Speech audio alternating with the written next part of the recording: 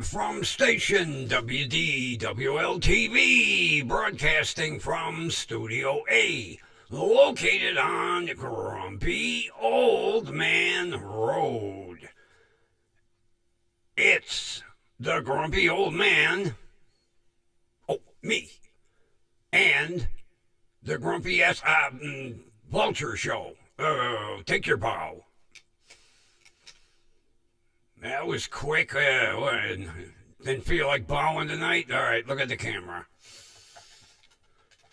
Oh. You know, I am so pissed off at Prism. And, you know, it's impossible to call these places because they don't want you to know their phone numbers. So I emailed them this morning. I said, Jesus Christ. I said, you know, first of all, it was bad enough 10 minutes into the stream, it cut off. Then it said resume. I hit resume. It never resumed. Here I am talking to myself for another 45 minutes. Nothing. So they emailed me 2 bug fixes. So, and then I no sooner, get ready to go on, and they do an update. So I got 2 bug fixes today and an update before showtime. So we'll see what happens. Really, I'm elated that I finally got to 50 subscribers. And after 10 minutes, I get cut off. So 50. Whoever you are, again, me, and asshole here, the Grumpy Vulture, we thank you. Very much appreciated. Yeah, it was a shock yesterday morning. I was like, I can't be seeing this right. So I exited YouTube. Then I opened it back up again. I was like, I'm seeing it right. So it made my day. So after emailing back and forth with Prism, I'm hoping we got this thing straightened out. I don't know. Technology. Me and technology. We don't get along well.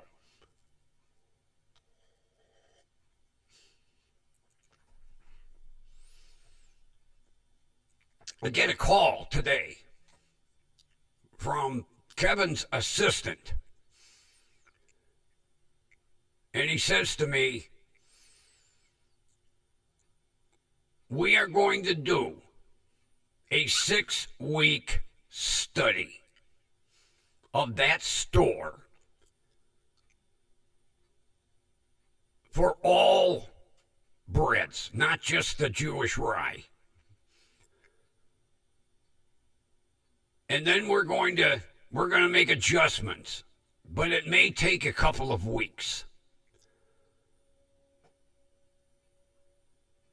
I says, Kevin told me this 2 weeks ago was supposed to get done. Well, it turns out, one crab-ass old son of a bitch, push it aside, maybe he'll go away, screw him. So Kevin was not too happy to hear from me. But now they're going to do a study.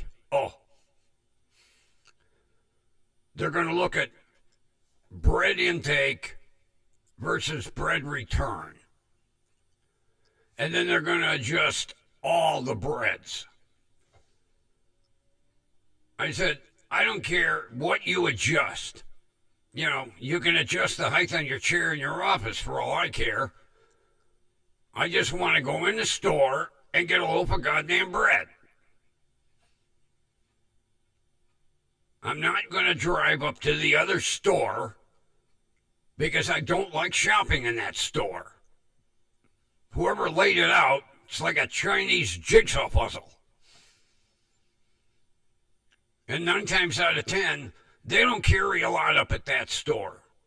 I talked to one of the assistant managers once before. He goes, It's not a big mover up here. So I already know 9 times out of 10 I'm going to go in there. There ain't going to be no fucking Jewish rye in that store. So we'll see.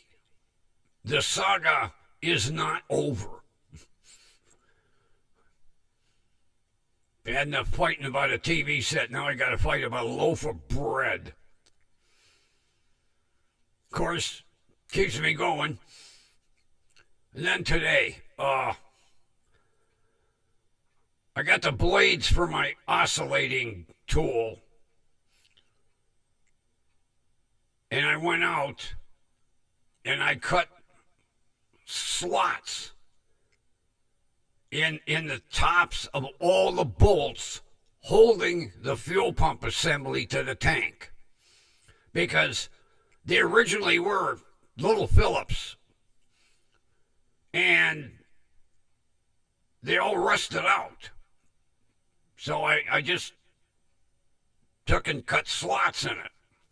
Well, you would think I was taking bolts out of the engine of the Queen Mary. Oh, Jesus. Here they are. I'm going to show you how little these son of a bitches are. Come on. Oh, you can't see them too well in the plastic bag. But they're little. There ain't shit there. There ain't nothing to them. I'll tell you what. I've got a damn blister starting on my hand from prying these stinking little bolts out. Although, when I really gave them a close look, it looked like they had thread sealer on them.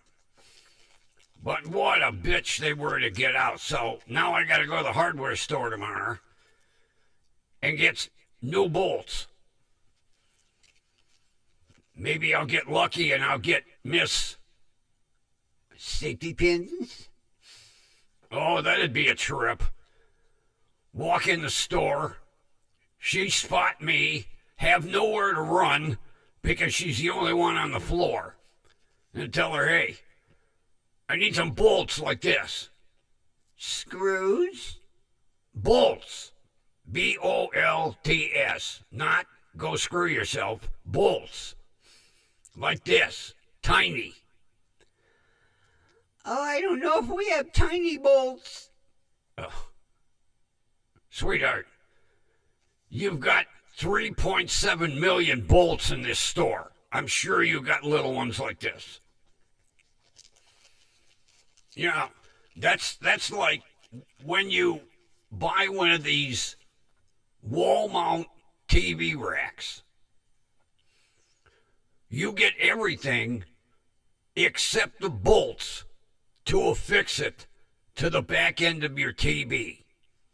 And they're all the same size. Matter of fact, I got a bunch of them because I never knew if I was going to mount a TV again on the wall. Where did I put them things?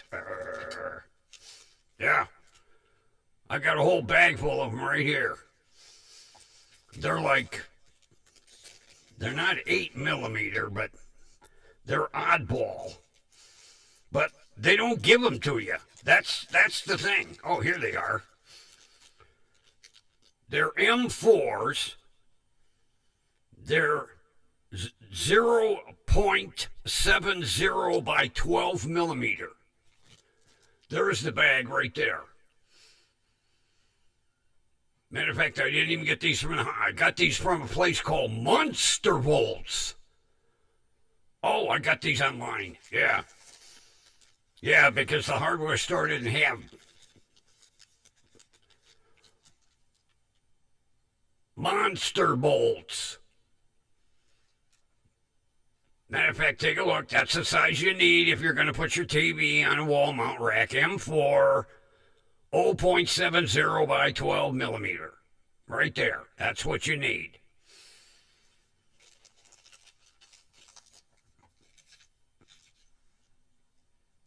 It was hilarious because I had to go to a different hardware store after the hardware store I usually go to was out of them.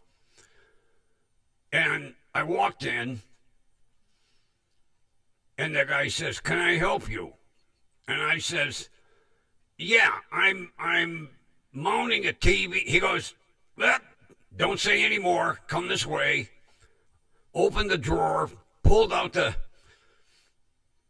.70 by 12 mil. Here's what you need. And even he said, "Now, I like making a sale, but I don't understand why they don't include the bolts with the rack, because they're all the same size. Whether you're mounting a little 13-inch monitor or you're mounting a 70-inch TV, they're the same size. It's universal across TV industry. They don't supply them. It's ridiculous."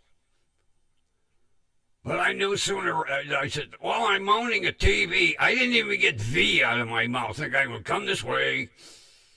"How many you need?" I said, 4. I said, "Better give me 6 in case I drop a couple." He says, "How about I give you 8? Okay.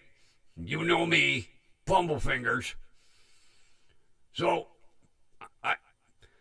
I deliberately checked, just for grins. When I got the RCA, I wasn't going to mount it on the wall. I don't trust those. I don't care what kind of bolts you put that rack on the wall with. Something about hanging a big-ass TV on that little thin, flimsy rack. But before I had put it on the dresser, I tried these bolts in the back. And sure enough, they fit my small monitors, and they fit the TV. Why these manufacturers, all right, so add $1 or $2 to the price of the rack. Don't make people mount the rack on the wall, get ready to put the second part on the back end of the TV and go, "I got no fucking bolts." And then you have to run to the hardware store. Matter of fact, we got a mom and pop hardware store just up the street from me. They keep a box on the counter. They don't even have to go in the back. They keep a box of these bolts on the counter. Matter of fact, they had 2 boxes. They have 12 millimeter and 14. Just in case you want a little longer one. They're right next to the cash register. Somebody comes in and, "I'm mounting a TV right here. How many?" Which, that's smart.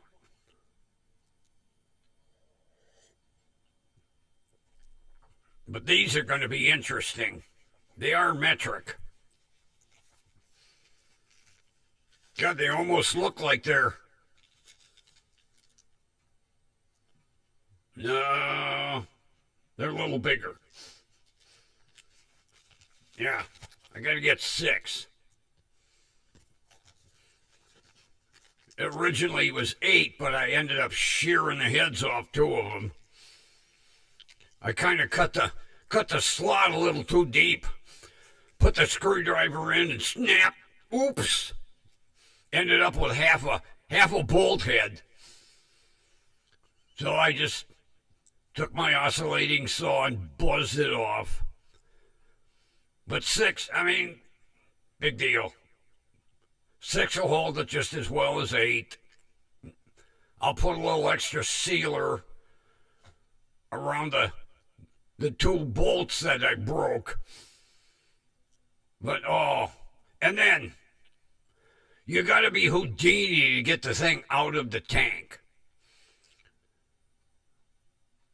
When I changed the fuel pump on my Ford Ranger, it came right out. Of course, Ford, they're smart. They use a large plastic retaining ring. All you got to do is tap it a couple times with a hammer and it spins off. It looks like a big mayonnaise jar lid. And the pump comes right up. Oh, no, not Toyota. You got to turn it this way, turn it this way, turn it that way, move it a little bit this way, turn it that way.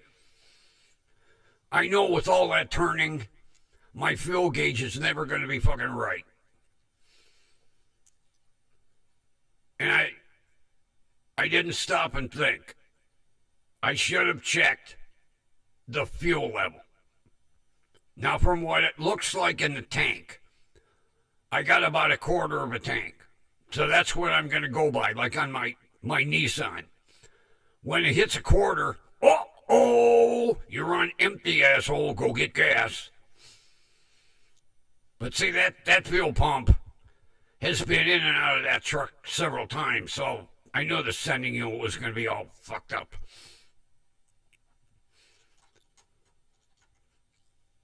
To this day, I don't know how a repair garage can swap a fuel pump and the fuel gauge be right on the money like factory. Do it at home. Never trust your fuel gauge again. Yeah. My Ranger, that was a riot. When the tank was full. Now. Oops. Dropped my Louis Ducats. Now Ford had on the side of the speedometer, fuel gauge about like that. Empty, full. When I got done with the fuel pump, full was straight up. The needle went right off full and pointed right up at the top of the dashboard. So I knew when I was at half a tank, empty. Matter of fact, I pulled in to get gas one day. My buddy's like, what are you getting gas for? You still got half a tank. I says, have you ever pushed a Ford Ranger uphill? He says, no. I said, trust me, watch the gauge after I fill the tank. Then that needle just went straight up. He said, oh, now I know why you're getting gas. I said, yeah, we were bouncing on empty, buddy. And I wasn't going to push.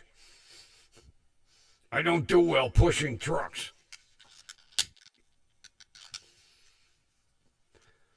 But what I will do, as soon as I get the Toyota back on the road, I will go right to the gas station and fill it.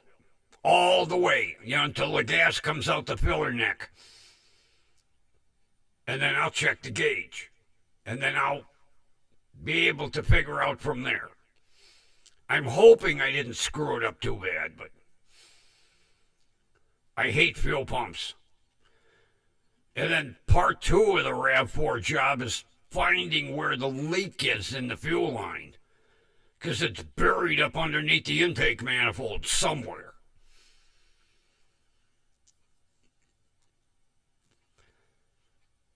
And since I don't drive a lot, I'll get the wheels loose, brakes in the spring. I got enough brake pad. I got to worry about it. Matter of fact, that's what I'm going to do. Once I fill the tank, I'm going to go right to the tire shop. And I'm going to tell them, hey, can you rotate my tires? Oh, sure, Mr. Grumpy. Then I'll watch him for 2 hours trying to get the rims off, let alone get the lug nuts loose. Then they're going to look at me and go, did somebody work on this truck? No, you put the tires on. I'm coming in for my first rotation. You did that. I told you. Hand tight.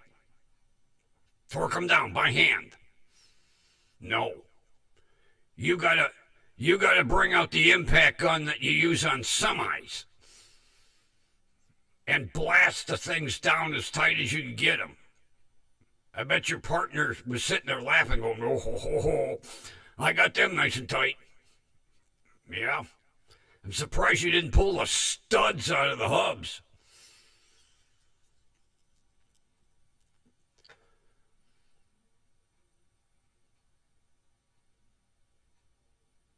I'm crabby. I really am. Of course, I earned it. That's why I'm the grumpy old man.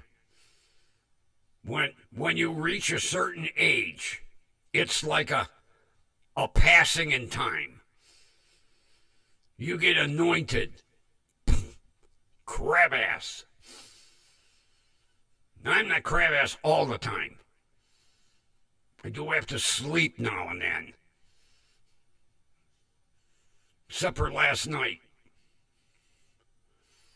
I bought this new antenna for my TV set. Now, I don't know if I'm going to use it, because what I did on the other side of the Samsung, I took my LG, my 35,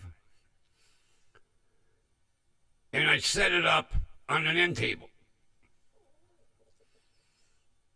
And I was originally going to hook the DVD player to it. And I bought one of those, revolutionary HD antennas that sticks on your window. Gets you 200 channels. Yeah. Thing wasn't worth shit. So I found this, get this, brings in TV stations up to 6,000 miles away. I didn't know they had TV stations in Antarctica.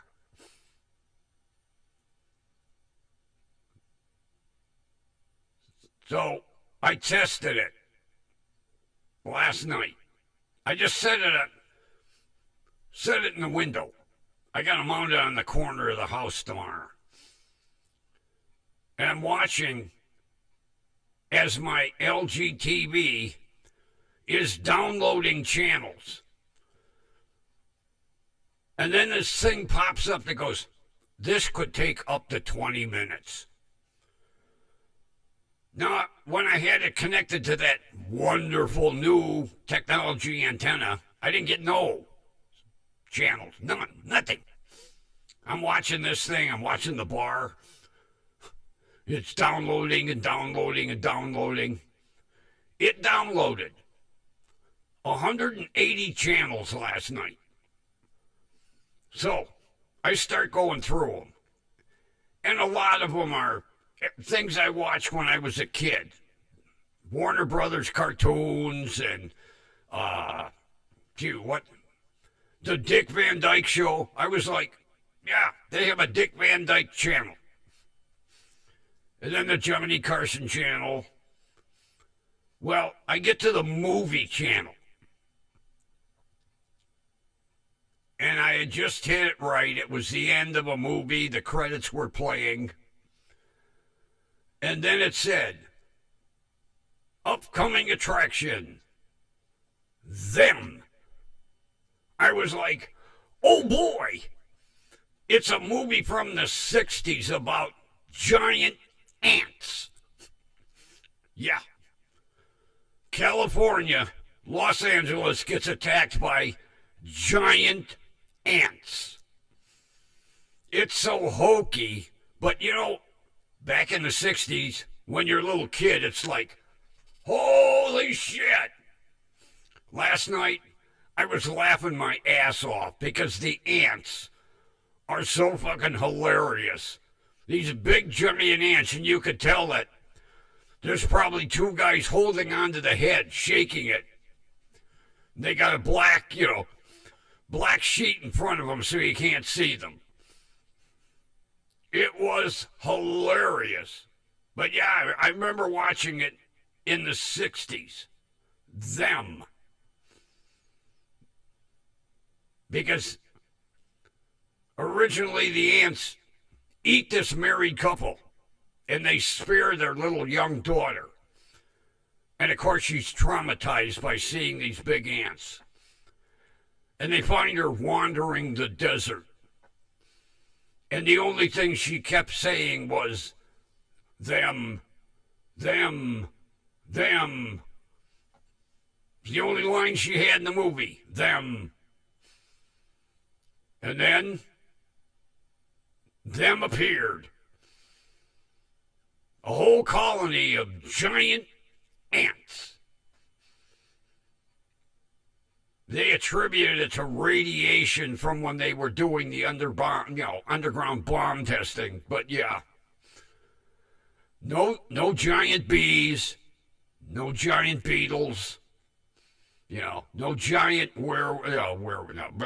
wolves, coyotes, no, giant ants. And you could tell they must have spent like $60 to make the movie, Although I did enjoy the 1951 Ford police cars with wide white walls. Like a police department is going to buy wide white walls for their police fleet. Yeah, every police car had wide white walls. I was like, oh, Los Angeles, classy.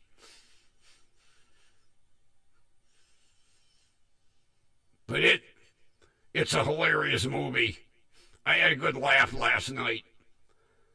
I originally was going to just pass on it. I was like, oh, I haven't seen this movie since I was a little kid. Them. That's the title. Gargle it. Them. You could tell the writers, they had writer's block. They finished the whole script and they were like, oh, what are we going to call this movie? How about this, them? Sounds good to me, Shirley. I haven't been able to type another page of script for a week. The hell with thinking of a fancy title. People ain't going to watch it anyway. It's a grade B movie. But it was hilarious. Giant ants.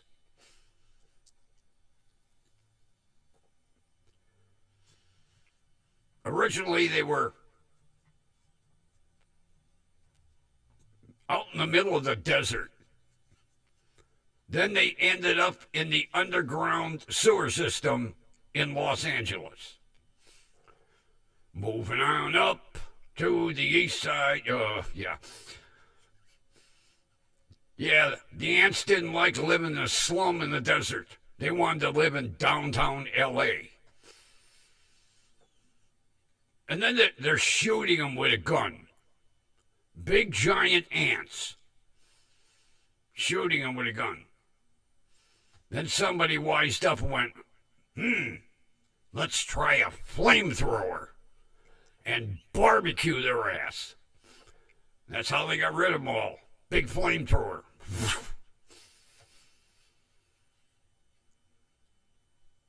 But it brought back some memories of how crappy movies were back in the day. Oh, yeah. A big paper mache ant head. Two guys holding it so that the antennae would shake. Because you never saw them crawling across the desert. They would just pop up out of a hole and shake their head. Didn't spend a lot on, behind the scenes special effects. Hey, Bob, Fred, come on over here. Got a job for you in the movie. Oh boy, what do we get? Do we get to drive a police car? No. you get to take that paper mache ant head, and when we give you the cue, shake it. And you're going to be covered in a sheet, a black one, so we don't see you. What? We'll give you credits in the movie. Okay. Shake that head. And then they had some goofy, sounded like chainsaw noises for the ants. I didn't know ants made chainsaw noises. Interesting, to say the least. I can't wait to... Oh, then the movie that came on after it.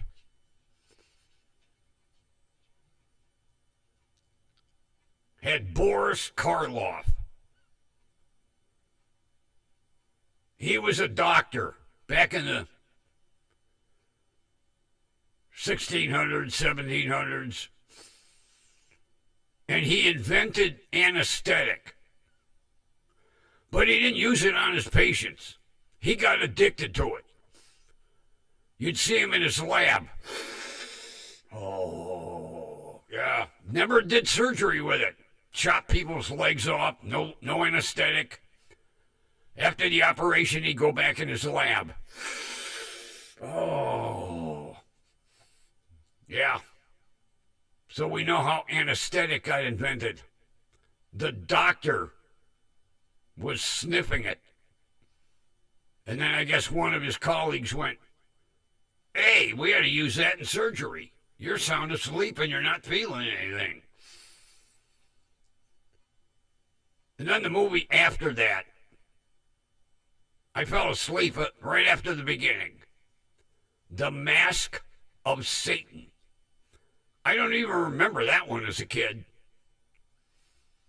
Yeah, The Mask of Satan. I can see this is going to be a real classy movie channel to watch. Although I've got 179 more channels to go through, but yeah, it's amazing this antenna worked. Although I'll have to see what's on the news in Antarctica tonight, since it brings in channels from 6,000 miles away.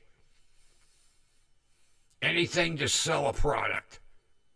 But at least out of 200 channels, I got 180. Maybe it'll download a few more tonight. But that was my exciting night last night. And then today, talking to the bread people again, and emailing Prism again.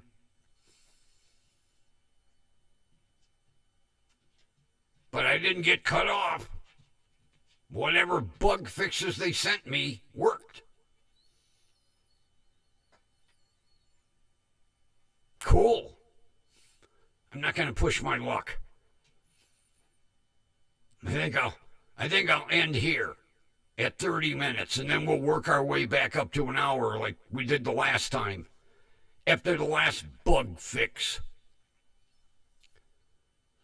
And with that, 50, we salute you. We appreciate your subscribing. Even if you probably didn't ring the bell to get notifications. But that's okay. You got me away from 49. It would be nice to maybe get 60 by the end of December, but I'm not pushing my luck. I was at 49 for 4 months. Now I'm at 50. Celebrating. Extremely happy, even if I don't have a big smile. It hurts too much. I did that back 50 years ago. So, I will. Let me get my clicker in line. I don't want to do take 2, take 3, take 4 for an ending. I will be chatting with you tomorrow. Tomorrow will be, do I actually get my bolts from the hardware store?